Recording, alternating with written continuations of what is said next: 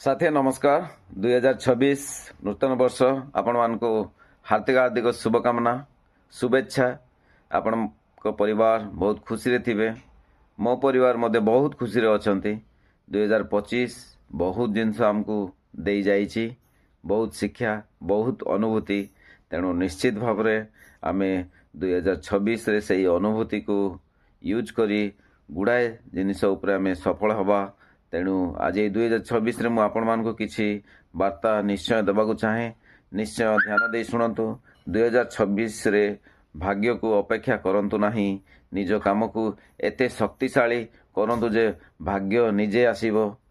नुआ वर्ष नुहे, नुआ अभ्यास ही आपणक जीवन को देखाए बा आपणक जीवन को बदलाइबो। 2026 रे गोटे काम करंतु, निष्पत्ति करंतु, आरंभ करिवे, अधारे छाड़िबे नाही। स्वप्न सबुंग पाखरे अछि, किंतु काम करुथिबा लोकंग पाखरे मात्र फल आसे।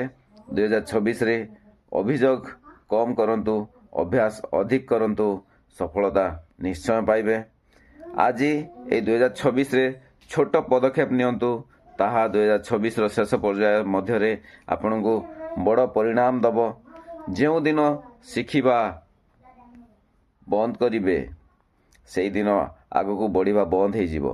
तेणु निश्चित भाव रे प्रतिदिन शिखिबा, नुआ नुआ जिनिस, नुआ नुआ अनुभूति नेबा 2026 को आपणांतु। 2026 रे निज काम को निजर परिचय भावंतु, निजर परिचय बाछंतु।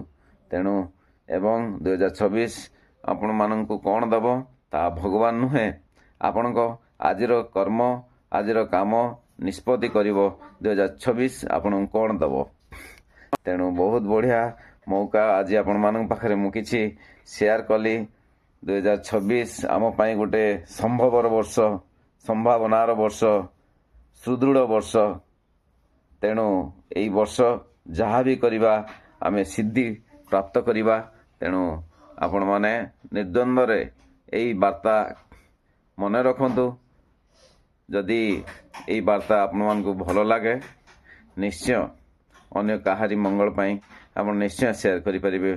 तेणु बहुत बहुत धन्यवाद समस्त हृदय नूतन वर्षर शुभेच्छा अभिनंदन। 2026 संभवर वर्ष, सिद्धिर वर्ष। आग को बढ़िबा, निजे बढ़िबा, अन्य मानकु मध्य बढ़िबा को देवा। तेणु बहुत बहुत धन्यवाद। Thank you, thank you.